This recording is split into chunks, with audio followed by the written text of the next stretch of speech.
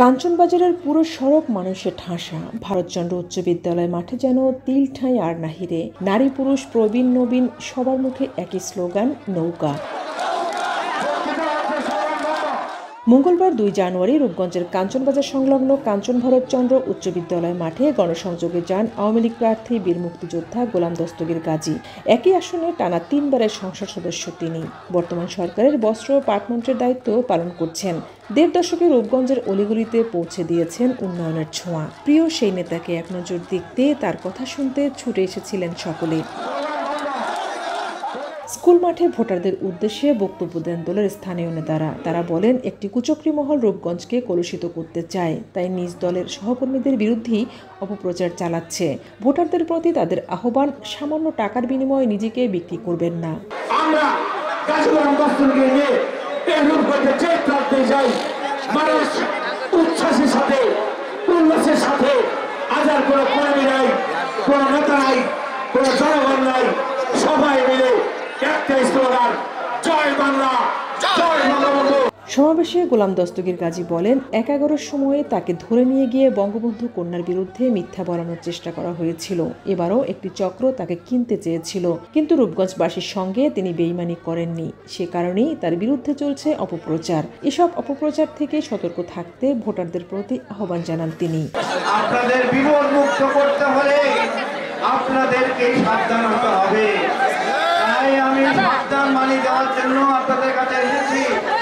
15 বছর আপনাদের ভালোবেসেছি, আপনাদের সঙ্গে ছিলি, সঙ্গে আছি, হাজার হাজার দিন যতদিন গেছি, সবচেয়ে বেশি কাঞ্চন পৌরসভায় আমি আপনাদের সঙ্গে এসেছি। ভোটারদের উদ্দেশ্যে গোলাম দস্তগীর গাজী আরও বলেন, আপনাদের ভোটে সংসদ সদস্য নির্বাচিত হয়েছি, মন্ত্রী হয়েছি।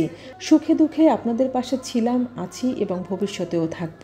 আমার প্রতিপক্ষ যে নির্বাচন করেছে সে কতদিন আপনাদের সঙ্গে দেখা করেছে, কোন অনুষ্ঠানে আপনাদের সঙ্গে এসেছে, কি উন্নয়ন করেছে। তিনি নিজের স্বার্থ ছাড়া কিছুই বোঝেন না, জনগণের স্বার্থ কিছু বোঝেন না।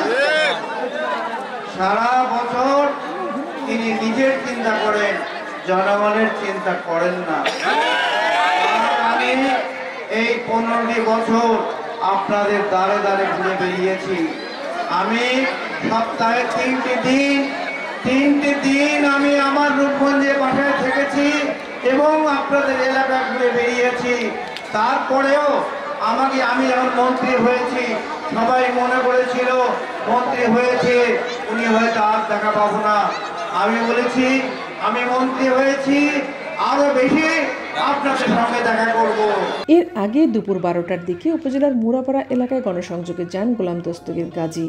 মুরাপাড়ার সরকারি কলেজ মাঠ থেকে বের হওয়া মিছিলে যোগ দেন। কয়েকটি সড়ক প্রদক্ষিণ শেষে সংক্ষিপ্ত সমাবেশ করে নৌকা প্রতীকে ভোট চান ভোটারদের কাছে। রাজধানীর অদূরে নারায়ণগঞ্জ জেলার 5টি সংসদীয় আসনের মধ্যে রূপগঞ্জ উপজেলা নিয়ে গঠিত নারায়ণগঞ্জ 1 আসন। আওয়ামী লীগ প্রার্থী গোলাম দস্তগীর গাজী বীর প্রতীক ছাড়াও একই দলের নেতা শাহজাহান ভূঁইয়া ভোটে প্রতিদ্বন্দ্বিতা করছেন স্বতন্ত্র প্রার্থী হয়ে।